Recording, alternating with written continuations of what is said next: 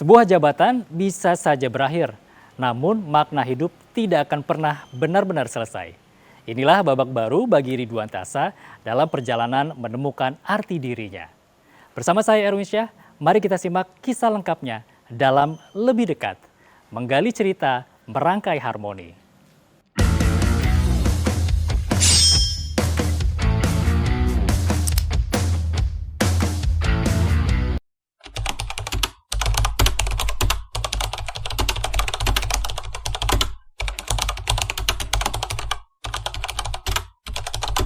Assalamualaikum warahmatullahi wabarakatuh.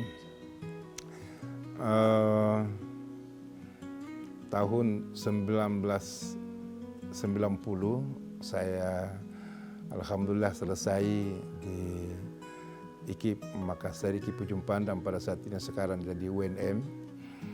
Kemudian saat itu di Makassar sebelumnya waktu masih mahasiswa masih sangat banyak aktivitas demo, karena saya juga waktu itu adalah aktivis, jadi masuk di berbagai organisasi, yaitu Pelajar Islam Indonesia, kemudian HMI, masuk juga jadi instruktur di IMM dan di PMI, jadi gabung-gabung antara Muhammadiyah dengan NU. Kemudian karena masuk di dalam aktivis ini, maka banyak sekali kegiatan-kegiatan kemahasiswaan yang pada saat itu kebetulan sebagai ketua senat, sehingga membawa saya untuk banyak melakukan koreksi terhadap keberadaan pemerintah pada saat itu. Sehingga kita banyak berkecimpung di aksi-aksi, dan sampai terakhir adalah aksi Arswendo. Itu saya ingat betul aksi Arswendo yang terakhir. Ya, banyak aksi sebelumnya, dan itu yang menyebabkan saya ini berangkat meninggalkan kampung lalu ke Kalimantan. Karena ada isu pada saat itu bahwa orang yang di blacklist, yang dianggap subversif pada saat itu, karena kegiatan aksi-aksi itu agak sulit untuk jadi pegawai di wilayah Sulawesi. Jadi saya mendapatlah informasi bahwa untuk bisa mengabdi lebih baik itu keluar Sulawesi. Dan kebetulan Pak Rektor saya pada saat itu, Profesor Dr. Samsum Mapa, beliau menghubungi rektor di sini. Kemudian saya dipersilakan untuk datang. Saya berangkatlah pada saat itu ke sini tanpa memberitahu orang tua juga. Ya, jadi berangkat saja sebagai orang yang sedang mencari jati diri untuk kemapanan dari sisi pekerjaan, ya, karena sudah selesai. Nah, terus sampai di sini ternyata tidak bisa saya masuk di Umul karena jurusan saya tidak ada. Saya jurusan geografi. Sementara di Umul tidak ada jurusan geografi pada saat itu. Jadi saya mengajar di IKIP Samarinda, di IKIP Kalimantan, di IKIP PGRI. Kemudian sambil bekerja, ya, untuk memenuhi kebutuhan hidup, bekerja di Pasar Sigiri, menjual ikan, kemudian ya melakukan berbagai kegiatan di situ. Kadang-kadang dikejar-kejar juga oleh petugas gitu. Nah, ini menarik karena pada suatu waktu saya jadi kepala dinas pasar. Nah, setelah itu ada penerimaan pegawai jadi guru di tahun 1994. Saya mendaftarlah jadi guru dan alhamdulillah diterima dan ditempatkan di SMA 3. Nah, di SMA 3 saya mengajar kurang lebih 6 tahun. Kemudian saya diangkat jadi kepala sekolah itu di SMP 17 di Sembutan. Kemudian dari situ kurang lebih 9 bulan jadi kepala sekolah. Kebetulan ada kasus di Pemkot humasnya harus diganti, kabak humas, karena ada kasus. Akhirnya mungkin Pak Wali melihat ini anak sering demo, sering akhirnya diangkatlah, siapa tahu bisa menjadi corong pemerintah kota untuk menyampaikan pesan-pesan pembangunan. Maka saya dilantiklah jadi kabak humas. Secara memang mungkin barusan kali itu ada non eselon, tiba-tiba jadi eselon 3. Nah, tapi karena waktu itu Pak Amin menganggap bahwa ini tidak masalah dan sudah dikonsultasikan, akhirnya jadilah eselon 3. Nah, mulailah di situ karir berjalan dari kabak humas menjadi kepala kantor pasar, kemudian berubah jadi dinas pasar, lalu ke Kesbang, lalu ke asisten, ke dinas sosial, kembali lagi ke asisten. Jadi saya paling lama menjabat itu di asisten selama 12 tahun, di asisten sampai saya pensiun.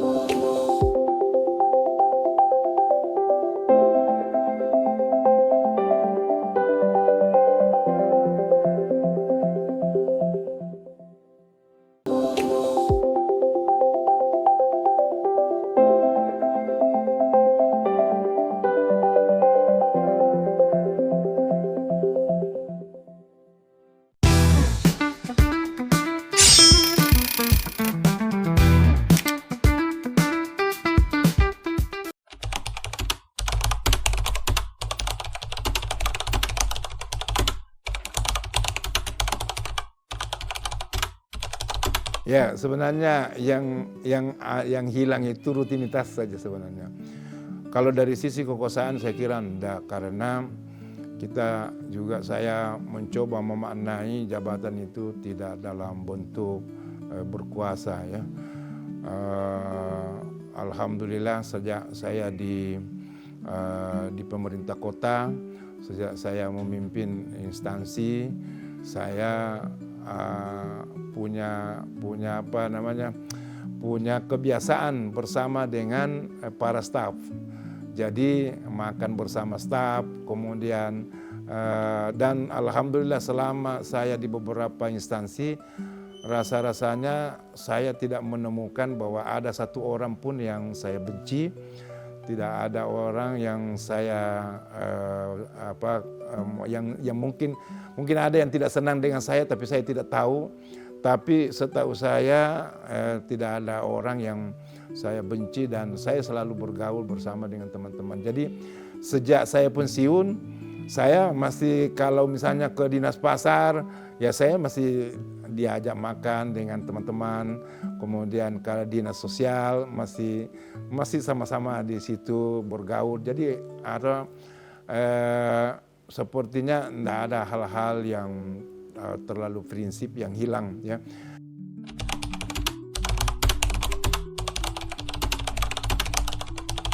Saya kalau misalnya agak sunyi di rumah, ya saya ke dinas sosial, ketemu dengan para teman-teman yang mengurus tentang orang-orang yang terlantar, ODGJ dan sebagainya, itu berdiskusi lumayan lah, jadi enak juga.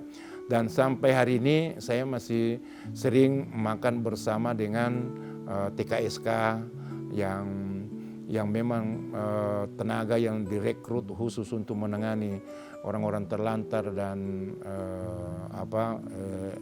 ODGJ, orang-orang gila. Itu sering saya panggil dan kita makan sama-sama. Yang mungkin memang terasa adalah rutinitas, karena biasanya kalau kita bangun pagi itu selesai itu langsung kita lihat jam, sebentar lagi apel, sebentar lagi kita harus masuk dan jadwal sudah tersusun untuk kegiatan dari jam ke jam begitu sampai nanti pulang, itu sudah ada jadwalnya dan itu sudah disusun oleh ajudan. Tapi kalau ini sudah pensiun, enggak ada. Jadi karena kebiasaan kita memang sudah bangun malam, sudah selesai salat subuh, kalau biasanya dulu itu selesai subuh olahraga sedikit, persiapan ke kantor. Ini selesai salat subuh, masuk dalih ke rumah, ya biasanya mengaji-ngaji apa dan sebagainya. Karena istri belum pensiun, dia pergi ke kantor, ya kita melanjutkan nonton TV atau apakah, atau banyak kegiatan-kegiatan sambil melakukan kegiatan-kegiatan organisasi. Dan setelah saya pensiun, alhamdulillah saya membentuk majelis di rumah, dan majelis inilah yang banyak menyita waktu saya, karena majelis ini bisa kita laksanakan sampai 2 kali sebulan, macam-macam caranya, tapi yang rutin itu sekali dengan penceramah yang sama untuk kajian kitab. Gitu.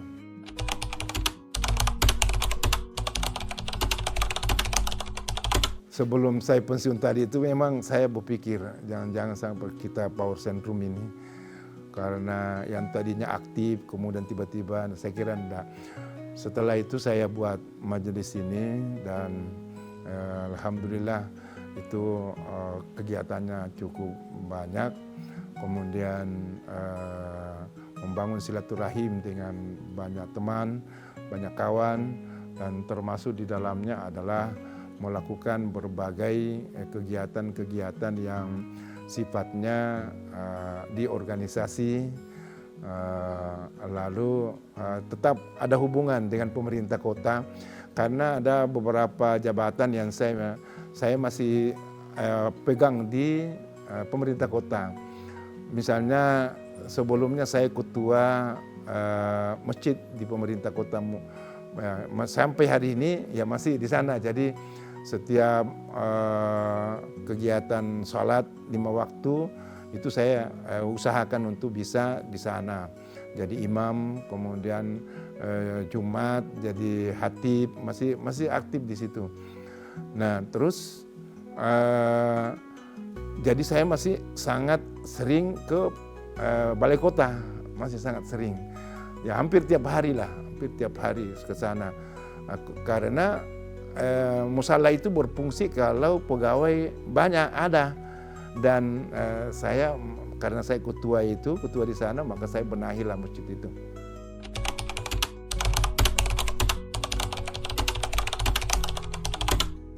Ya, lebih intens sebenarnya ya. Kalau kita ini kan yang kita gunakan ini kan 24 jam ya, sehari semalam kita gunakan. Nah kalau waktu aktif itu hampir 90% kan di kantor. Kita berada hanya waktu istirahat dari jam 7 sampai jam 4, kadang-kadang sampai jam 10 malam itu di kantor. Ya, tapi ini kan tidak lagi ke kantor, palingan saya ke kantor kalau waktu-waktu salat saja. Nah sehingga selebihnya itu banyak di rumah, sehingga banyaklah bersama dengan anak-anak, dan kebetulan dengan ada cucu ya sudah banyak bersama dengan mereka untuk menghibur diri dan sekaligus mungkin memaksimalkan dan membayar semua kekurangan yang dulu yang jarang mendapat perhatian anak-anak kita ini, yang sekarang alhamdulillah bisa kita lakukan dengan banyak hal. Karena memanage organisasi itu tidak sama dengan kerja. Organisasi itu bisa lewat HP, lewat apa. Di samping kegiatan saya yang pokok sebenarnya, tapi tidak menyita waktu, itu mengajar. Jadi mengajar itu saya mengajar di UINSI, di Pascasarjana, kemudian mengajar juga di UNTAD, di berbagai lembaga-lembaga pendidikan. Ya saya mau ngambil beberapa mata kuliah, tapi itu kan selesai mengajar pulang, dan lebih banyak mengajar online. Jadi tidak terlalu menyita waktu mengajar itu. Cuma memang perlu untuk saya lanjutkan ini mengajar, karena itulah yang sesungguhnya mengasah pikiran agar kita terus berpikir, ada keinginan untuk mengembangkan ilmu, ada keinginan untuk mengasah diri, ya karena terdorong kita untuk membuka referensi-referensi yang ada sesuai dengan mata kuliah yang kita embang. Jadi mengajar itu saya usahakan untuk saya tidak tinggalkan, karena itu sangat membantu kita untuk selalu berpikir dan selalu belajar. Karena perbedaan-perbedaan yang terjadi di masa-masa lalu dengan yang ada sekarang, ilmu pasti berkembang.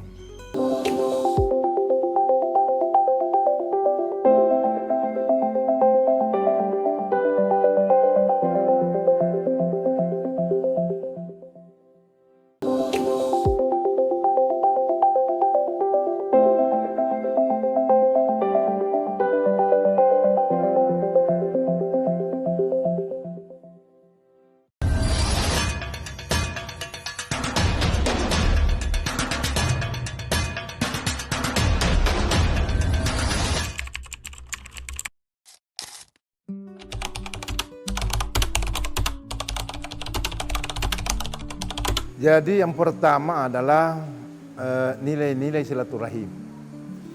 Jadi walaupun saya tidak lagi menjabat di kantor, tapi silaturahim saya dengan para staf yang pernah saya pimpin tetap terjaga, alhamdulillah sampai hari ini. Kalau saya tidak datang ke sana, biasanya mereka datang ke sini untuk saling kumpul-kumpul, kemudian ya saling berdiskusi lah di banyak hal. Kemudian yang kedua, saya melihat bahwa solusi dari semua itu adalah bagaimana nilai-nilai spiritual itu kita harus jaga supaya perasaan kita ini tetap terjaga, tidak power syndrome. Kita menganggap bahwa jabatan itu pasti datang dan ada saatnya pergi, sehingga kita tidak merasa bahwa ada sesuatu yang membebani dalam hidup ini yang hilang. Tapi kita selalu menganggap bahwa semua itu adalah sebuah proses hidup, dan pada akhirnya apapun yang kita miliki ini akan hilang. Dan dengan keyakinan itu insya Allah nilai-nilai kejuangan yang selama ini ada tetap ada di dalam diri kita untuk selalu ingin produktif dan selalu ingin agar supaya kita tidak menjadi beban bagi orang-orang lain.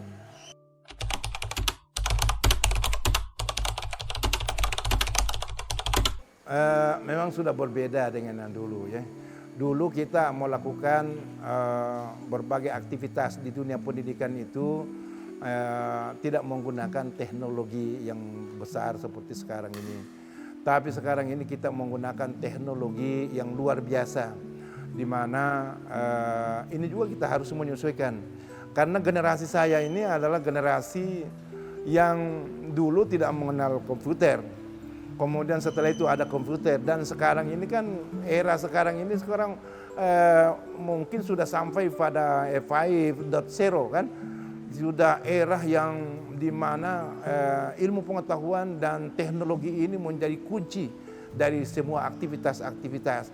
Bahkan mungkin penggunaan robot apa dan sebagainya sudah masuk pada dunia kita sekarang ini. Dan itu tidak ada di pelajaran kita dulu kan. Karena itu menjadi tantangan, kita harus belajar dari situ, kita harus tidak boleh pasrah dengan kemajuan teknologi ini. Dan kemajuan teknologi ini sangat mempengaruhi dunia pendidikan saat ini.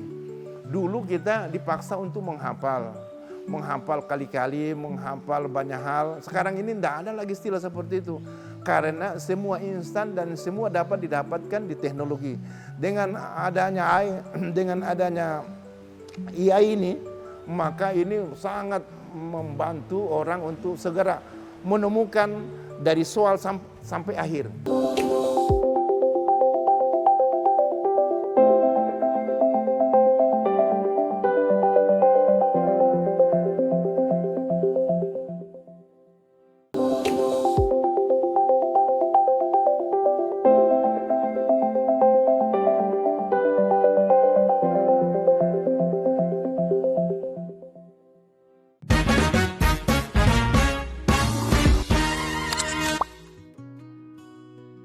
Ya, Pak Ridwan, di fase hidup yang dijalani saat ini, apakah Pak Ridwan masih punya target ataupun juga cita-cita harapan yang ke depan yang kemudian juga ini menjadi motivasi setiap harinya Bapak untuk menjalani hidup saat ini, Pak?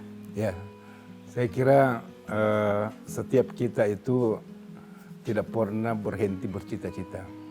Kita punya harapan bahwa ke depan pasti harus lebih baik dibanding hari ini. Memang kalau kita lihat dari sisi pencapaian prestasi di pemerintahan kan sudah selesai ya. Tetapi kita tidak boleh berhenti untuk berguna untuk sesama. Iya. Kemudian kita juga sudah tahu nilai-nilai hidup yang membentuk Pak Ridwan Tasa sehingga menjadi sosok saat ini begitu Pak, dengan pengalaman yang luar biasa. Apa yang kemudian Bapak ingin wariskan kepada anak, cucu, kerabat, bahkan juga mungkin komunitas dan juga organisasi begitu Pak? Nilai-nilai hidup apa yang ingin Bapak wariskan? Ya, saya ingin mengatakan bahwa semua peluang hidup yang diberikan oleh Tuhan dari dulu hingga saat ini itu harus bermanfaat terhadap orang, bermanfaat untuk sesama, sehingga kita tidak pernah menghentikan pergerakan-pergerakan. Dan saya mewariskan kepada seluruh anak cucu saya dan mungkin generasi-generasi muda bahwa kita tidak boleh putus asa, kita tidak boleh berhenti bekerja hanya karena usia, hanya karena telah berakhir masa aktif kita di pegawai misalnya, tetapi kita tetap harus berusaha karena berhenti berusaha itu yaitu berarti bahwa sudah mau menghadapi maut. Jadi kita ini tetap berusaha dengan segala kemampuan kita, karena itu kesehatan sangat penting, sehingga itu sekarang ini kita membentuk komunitas namanya KKSD Sehat, supaya kita semua bisa berkumpul dan berolahraga bersama untuk menjaga kebugaran, dan disitulah nanti ide-ide baik, ide-ide bagus kita bisa sampaikan kepada generasi-generasi yang akan datang, karena ya tentu mungkin fungsinya berubah. Tidak lagi kita menjadi yang terdepan melakukan sesuatu, tetapi kita sekarang bagaimana mendorong agar anak-anak kita itu melakukan sesuatu yang bermanfaat. Dalam satu kalimat terakhir mungkin Pak Ridwan, apa yang Bapak ingin sampaikan, seperti apa Bapak dikenang begitu dalam hidup ini? Silakan Pak. Hidup ini adalah cobaan. Cobaan itu adalah menaklukkan masalah. Dan masalah itu pasti ada di dalam hidup ini. Karenanya maka tidak ada kehidupan tanpa masalah. Kita hadir untuk menyelesaikan semua masalah hidup, dan karenanya tidak boleh kita kalah dari masalah. Kita harus sukses, dan kesuksesan itulah yang membuat kita menang untuk bahagia dunia dan bahagia akhirat. Itu saya kira kunci hidup kita, karena tujuan hidup ini adalah untuk kebahagiaan dunia dan akhirat. Saya kira pengabdian adalah aktivitas rutinitas kita, apapun bentuknya. Siapapun kita dan apapun kegiatan kita, itu pengabdian adalah konsep dasar di dalam hidup ini. Dan pengabdian itu adalah sama dengan menyelesaikan masalah. Mengabdi berarti menyelesaikan masalah, karena hidup ini adalah masalah. Dan tentu menyelesaikan masalah ini adalah sebuah kebahagiaan tersendiri yang nanti bernilai positif di dalam rangka menentukan apakah kita bahagia di akhirat atau tidak bahagia.